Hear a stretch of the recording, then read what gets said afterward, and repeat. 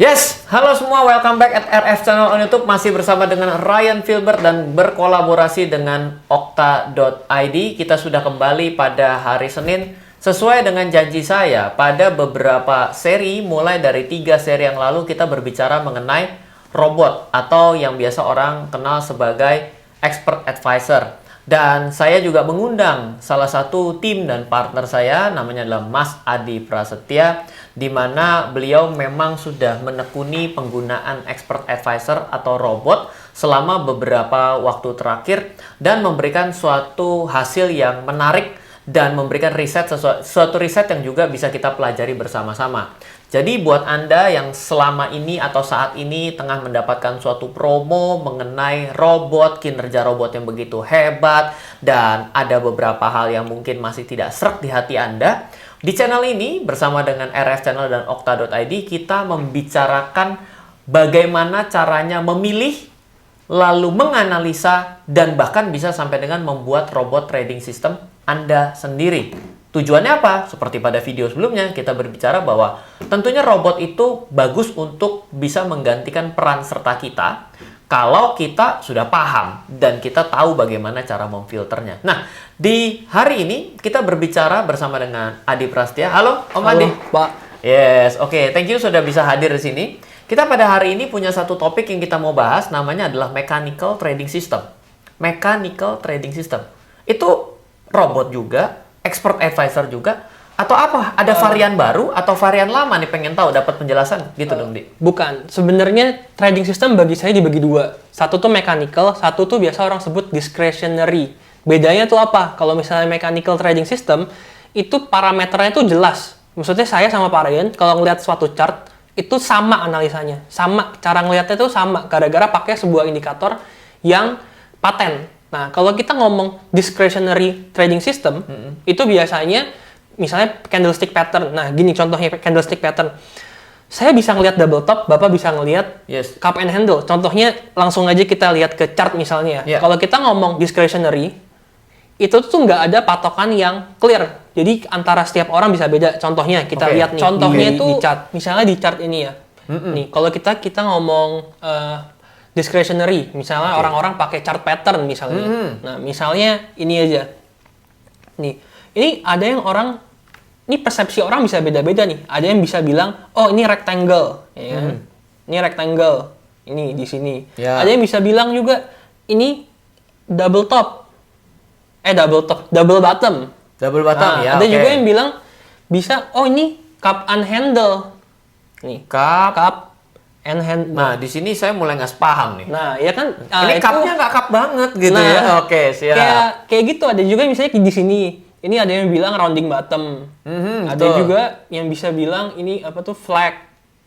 Di sini. Nah, itu kan persepsinya sangat luas. Nah, biasanya itu discretionary trader tuh kayak gini. Apa dampaknya ketika kita harus menyepakati hal seperti ini? Atau memang ini umum dalam studi kasusnya Adi? Atau sebenarnya kita harus buat kesepakatan yang bulat-let sehingga semua orang bisa sama-sama lihat? Saya nggak ada masalah sih sama discretionary trader. Buktinya ada juga yang untung kan. Cuman kalau kita mengkaitkan dengan robot, kita kan harus program dulu. Nah, kalau rules-nya nggak ada yang paten, gimana kita buat robotnya? Oke, jadi saya dapat nih. Mindset yang saat ini kita lagi mau ngomong adalah kita ini kan mau ngasih informasi kepada si robot.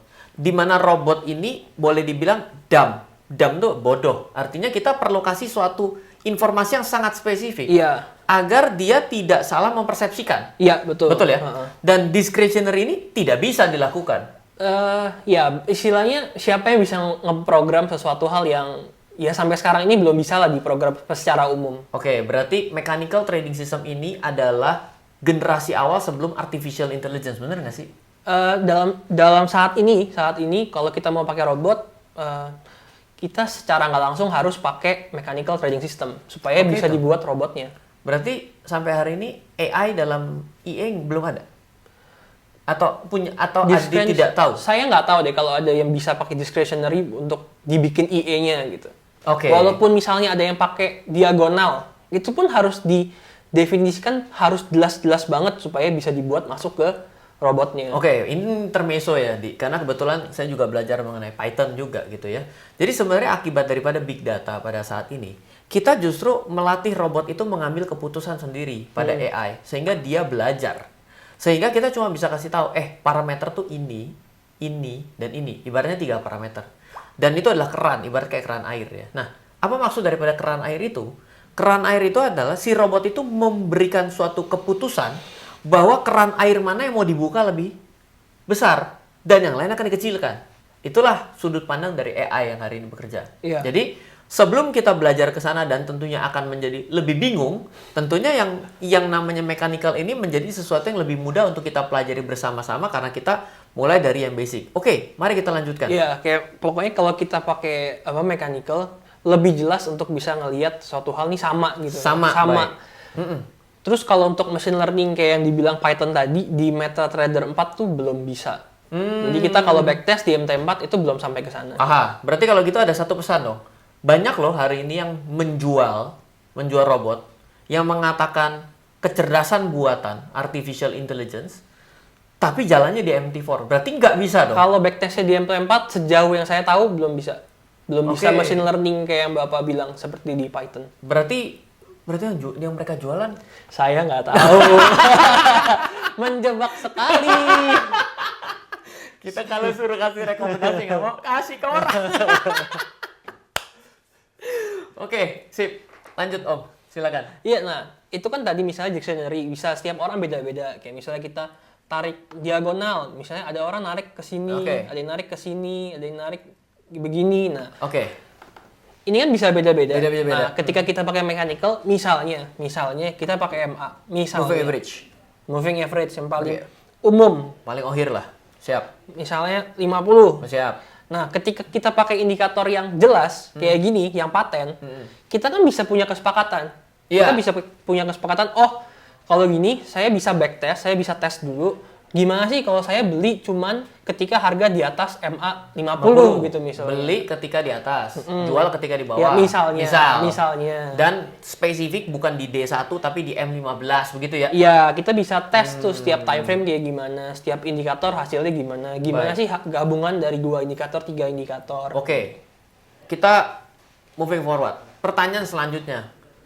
Ada nggak sih kemungkinan ya bahwa sebuah metodologi yang sudah kita gunakan yang zaman dulunya secara mechanical itu works, ternyata ketika kita gunakan terus-menerus lama-lama jadi nggak works? Bisa banget kan, udah ada buktinya juga sih yang paling terkenal. Apa itu? Kalau teman-teman para dengar tuh Richard Dennis tuh Turtle Trading System. Cuman dia bukan di forex pure ya, dia tuh di futures, di commodities. Salah satunya sih trading forex juga. The Way of Turtle?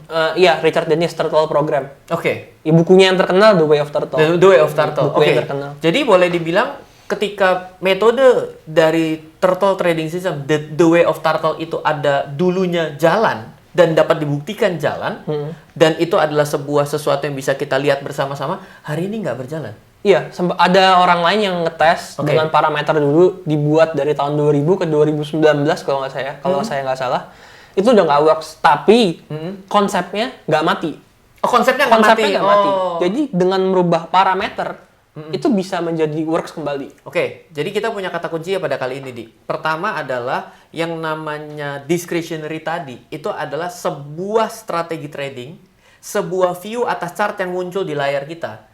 Yang kita berdua walaupun duduk dengan ilmu yang sama bisa memberikan hasil persepsi yang berbeda. Benar. Artinya itu tidak bisa dirobotkan. Sampai saat ini saya belum tahu. Kalaupun bisa mungkin katanya AI bisa. Katanya. Mungkin lah. Kita minggirin dulu. Besok kita dudukin sini Pak Wan Al. Biar adil. Oke. Yang kedua adalah ketika kita berbicara dengan mechanical trading system. Mechanical trading system itu adalah yang bisa dilakukan di dalam MetaTrader, yang bisa di backtest. Ada suatu clue bahwa MetaTrader itu menurut Adi tidak bisa dilakukan AI. Machine learning. Machine learning ya? Machine learning yang nyari sendiri. Betul. Kita harus ngeset dulu di awal. Iya, jadi ada AI, ML, machine learning, ada deep learning. Jadi stagesnya ke sana tuh kalau kita mau belajar ya. Belajar artificial intelligence itu ada begitu tuh gitu. Oke. Jadi ke arah sana dan itu menjadi suatu awareness baru buat kita. Iya. Dan ini adalah contoh sederhana di depan layar Anda saat ini. Ini adalah sebuah metode trading dengan kondisi ambil moving average 50, kita bisa kasih komen yang sangat jelas. Iya. Pokoknya buy kalau dari atas ke bawah nyentuh MA50. Iya, itu tidak bisa didebat. Itu nggak bisa didebat. Betul. Sebenarnya jelas rules-nya. Terus kalau misalnya strategi ini misalnya nggak works, jelas juga. Iya, tinggal diganti. Jangan Saya pakai MA50. Iya, Betul. kita bisa ganti atau indikatornya ganti. Betul. Soalnya saya prinsip saya salah satunya sih sesuatu yang tidak bisa diukur lebih sulit untuk ditingkatkan. Iya sih. Kalau sesuatu nggak bisa diukur gitu ya. Iya, kalau- Bagaimana pekerjaan kamu? Lumayan lah, lumayan. Iya, lumayan Gimana? gimana? Lumayan iya kan gitu ya. Oke. Ya, oke. kalau sesuatu bisa diukur, kita bisa lihat nih, oh jeleknya di sini, bisa Baik. ditingkatin. Jadi boleh dibilang ketika kita berbicara dengan mechanical ini berarti sebenarnya expert advisor yang pada saat ini kita sedang pelajari itu adalah bagian daripada mechanical. Dan ada satu clue menarik, adalah sebuah strategi mechanical itu yang paling pernah tenar saja pada akhirnya angka-angkanya mungkin umpama MA50 itu udah bukan MA50 lagi, tapi MA30, MA20 lagi. Oleh karena itulah penting dilakukan backtest seperti yang kita lakukan sebelumnya. Nah, mungkin kita akan stop pada bagian kali ini sampai dengan mechanical trading system. Tapi ada satu yang menarik. Kita coba bahas di edisi selanjutnya. Ini PR buat kita sama-sama. Adalah The Way of Turtle adalah salah satu mekanisme trading yang begitu mendunia. Dan hampir semua orang itu trader tidak mungkin tidak mengenal mechanical, tidak pernah mengenal The Way of Turtle. Ketika dia mechanical, pasti tahu lah sebenarnya. The Way of Turtle, Darvas, lalu Darvas di saham sih. Iya, Darvas di saham. Ada juga mungkin kita Jersey Livermore. Iya, jadi artinya kan model-model seperti Jesse Livermore sebenarnya dia rada discretionary sih. Iya. Jadi, tapi artinya adalah orang-orang yang belajar trading itu pasti pernah mendengar atau pernah mempelajari atau pernah tahu. Jadi, mungkin yang menjadi satu menarik, kita habis ini akan membahas di minggu depan mengenai The Way of Turtle yang parameter dulu dan sekarang seperti apa bedanya dan seperti apa hasilnya. Oke, mungkin itu saja kepada Anda semua. Semoga bermanfaat untuk sharing kita pada kali ini. Dan bila Anda ingin belajar trading forex, setiap Senin ada video di RF Channel bersama dengan okta.id. Dan pada seri-seri kali ini kita akan berbicara mengenai robot forex, robot trading expert advisor, agar Anda bukan beli tapi Anda tidak mengerti, bukan Anda berpikir bahwa robot ini begitu maha pintar, tapi robot ini sebenarnya perlu suatu konfigurasi yang Anda pahami, ataupun Anda sadar bahwa konfigurasinya perlu diubah. Ini adalah sebuah bagian dari edukasi bagi kita bersama. Bila Anda belum memiliki akun, bisa daftar di okta.id, octa.id, untuk bisa virtual trade maupun bisa langsung trading dengan live trading mulai dari $100 pembukaan akunnya. Dan juga ada promo sampai dengan bulan Maret 2021. Anda bisa cek pada kolom deskripsi atau pada akhir dari video ini. Semoga selalu bermanfaat. Dari saya Ryan Filbert dan Adi Prasetya. Terima kasih. Bye-bye. Halo semua. Terima kasih sudah menyaksikan video di RF Channel bersama dengan okta.id. Okta.id memiliki kabar yang sangat menarik bagi Anda semua, yaitu promo Imlek dari okta.id. Anda bisa menggunakan kode promo LUNAR21 untuk mendapatkan promo rebate sebesar $8 per lot, di mana promo ini berlaku dari 12 Februari sampai dengan 12 Maret 2021.